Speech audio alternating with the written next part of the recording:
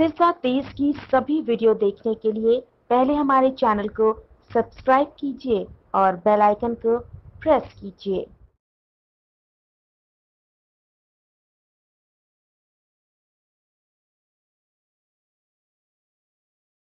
नमस्कार, स्वागत है आपका सिरसा तेज वेब चैनल में। मैं हूं प्रमोद और इस समय मौजूद हूं सिविल अस्पताल के नशा मुक्ति केंद्र में और मेरे साथ मौजूद हैं डॉक्टर पंकज शर्मा। आज हम इनसे चर्चा करने आए हैं क्योंकि सिरसा में ये वो क्षेत्र है जिसकी एक सीमा पंजाब के साथ लगती है तो दूसरी सीमा जो है राजस्थान के साथ लगती है। लगातार इस क्षेत्र में नशेड़ी बढ़ रहे हैं और नशा भी किसी ज़माने में यहाँ अफीम और चूरा पोस्त का नशा यहाँ के लोग करते थे, क्योंकि अब जैसे जैसे परिवेश बदला, समय बदला तो कई खतरनाक नशे भी यहाँ के जो युवा हैं वो करने लगे हैं। और जैसा कि मैंने आपको बताया कि मैं नशा मुक्ति केंद्र में मौजूद हूँ, तो यहाँ भी लगातार जो नशेड़ी हैं वो आ रहे हैं जिला पुलिस के माध्यम से भी और सिविल अस्पताल के जो प्रयास किए जा रहे हैं जागरूकता को लेकर के, उनके माध्यम से भी यहाँ नशा छुड़वाने के लिए लगातार पेशेंट्स आ रहे हैं। मेरे साथ इस समय चर्चा में शामिल हैं डॉक्टर पंकज शर्मा। डॉक्टर साहब, जैसे आपने बताया कि म्याऊ म्याऊ और चार्ली जो खतरनाक जो नशे हैं, हमारे यहाँ भी इनके जो पेशेंट्स आ रहे हैं, किस तरह के नशे हैं? जी बिल्कुल ऐसे है कि पिछले कुछ वक्त से जैसा कि आप सब देख रहे हैं कि धीरे धीरे जो नेचुरल नशा था अफीम और पोस्ट, वहाँ से सिंथेटिक नशों की तरफ जो यूथ है और पब्लिक है उसका रुझान बढ़ रहा है। और जो हमारे पास पेशेंट्स आ रहे हैं डी एडिक्शन के लिए, उनमें भी ज़्यादातर जो पेशेंट्स हैं वो सिंथेटिक नशा के हैं। जैसे हेरोइन है वो अफीम से तैयार किया हुआ एक सिंथेटिक नशा है। इसके बाद जो टैबलेट्स थी ट्रेमाडोल और इस तरह की, वो भी सारे सिंथेटिक नशे की कैटेगरी में हैं। लेकिन अभी रिसेंटली कुछ ऐसे नशे जो हमारे एरिया में बहुत कम सुने गए और देखे गए थे, वैसे पेशेंट्स भी हमारे पास पिछले कुछ वक्त से आए हैं। ऐसे ही 2 पेशेंट्स हमारे पास जो म्याऊ म्याऊ और चार्ली नाम का नशा जो उन्होंने हिस्ट्री दी कि उसके साथ आए हैं। ये नशे इससे पहले हमने इस एरिया में सुने भी नहीं थे और ना ही इसका इलाज पहले किया था। जो म्याऊ म्याऊ नशा है ये एक बेथकेनामाइन नाम का केमिकल है जो कि ज़ुकाम की गोलियों में इस्तेमाल किया जाता है कई देशों के अंदर। हमारे देश में हालांकि इसका इस्तेमाल पब्लिक फॉर्म पे ओवर द काउंटर ड्रग की तरह नहीं किया जाता, परंतु जो इसकी हिस्ट्री है कि म्यांमार से, बर्मा से इस ड्रग को धीरे धीरे इंडिया में इंपोर्ट किया गया और फिर इसका जो प्रचलन है वो यहाँ की रेव पार्टीज़ में, बड़े बड़े शहरों में इसका प्रचलन शुरू हुआ। लेकिन जो अब कल्चरल मिक्सिंग जो हो रही है, जो हमारा यूथ बड़े शहरों में जा रहा है और वहाँ से कुछ नई चीज़ें, कुछ अच्छी और कुछ बुरी सीख रहा है, उनमें से ये नशा एक ऐसा है जो शायद हमारे एरिया में प्रवेश करने की कोशिश कर रहा है। इसका जो इफ़ेक्ट है वो ब्रेन को बहुत ज़्यादा एक्टिवेट करने की तरह है।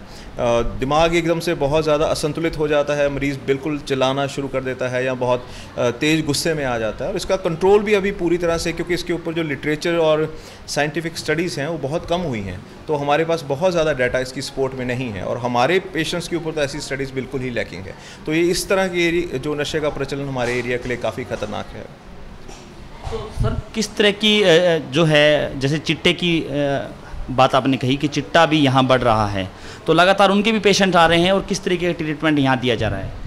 हाँ जी, चिट्टा की प्रॉब्लम इस एरिया में हमारे काफ़ी समय से चल रही है और अब काफ़ी वक्त से सिरसा प्रशासन की तरफ से, पुलिस की तरफ से, स्वास्थ्य विभाग की तरफ से, हरियाणा गवर्नमेंट ने भी एक बहुत सराहनीय कदम लिया है कि जो हरियाणा मानसिक स्वास्थ्य कार्यक्रम है उसे नशा मुक्ति कार्यक्रम से जोड़ दिया गया है। और इसलिए अब ये पूरी तरह से लोगों को जागरूक करने का काम किया जा रहा है। कोई नशे को एक बीमारी समझते हो, इसके इलाज के लिए आगे आएँ। तो इस सब कदमों के चलते हुए पेशेंट्स की तादाद नशा मुक्ति केंद्र में लगातार बढ़ रही है। पिछले साल हमने तकरीबन 8,500 पेशेंट्स को इस नशा मुक्ति केंद्र में ट्रीट किया था। इस बार ये 7वें महीने में ही संख्या 9,000 के आसपास पहुंच चुकी है, यानी करीबन 200% तक उसके अंदर राइज है। इसके अंदर सभी की भूमिका रही है, स्वास्थ्य विभाग की, प्रशासन की, मीडिया की, और साथ ही जो सिरसा पुलिस है उसकी बहुत सराहनीय भूमिका इसके अंदर रही है। चिट्टे के नशे का इलाज जो है वो तकरीबन अगर वो बहुत ज़्यादा मात्रा में है तो उसके लिए मरीज़ को दाखिल करने की ज़रूरत पड़ती है। उसके लिए बेड्स की व्यवस्था भी अब पहले से बढ़ा दी गई है, तो करीबन 1 से 2 हफ्ता पेशेंट को एडमिट रखना पड़ता है और बाकी दवाइयाँ उसे घर पे लेनी होती हैं। एक दूसरा विकल्प है OST का, जिसके अंदर मरीज़ डेली आकर अपनी दवाई ले सकता है। वो सिर्फ जो इंजेक्टेबल हेरोइन है उसके लिए इस्तेमाल किया जाता है और ये सुविधाएं सारी यहाँ पे हमारे पास उपलब्ध हैं। डॉक्टर साहब, युवाओं को आप क्या संदेश देंगे जैसे वो नशा ना करें, और ये नशा किस हद तक खतरनाक है युवाओं के लिए? देखिए, जो ये सिंथेटिक नशे हैं, ख़ासतौर पर जो हेरोइन का नशा है, इसके बारे में मैं अपना निजी अनुभव आपसे शेयर कर सकता हूँ कि मैंने जितने भी मरीज़ों का इलाज किया है, तकरीबन उनमें से सबसे ज़्यादा मरीज़ 20 से 30 साल की उम्र के हैं और इससे ज़्यादा उम्र में इस नशे का मरीज़ अक्सर जीवित ही नहीं रह पाता। ये नशा मरीज़ की को सीधा मौत की तरफ ले जाता है। जहाँ दूसरे नशे इस काम को धीरे धीरे करते हैं, ये नशा उसे एकदम से कर देता है, और इससे पूरी तरह बचना बहुत ज़्यादा ज़रूरी है।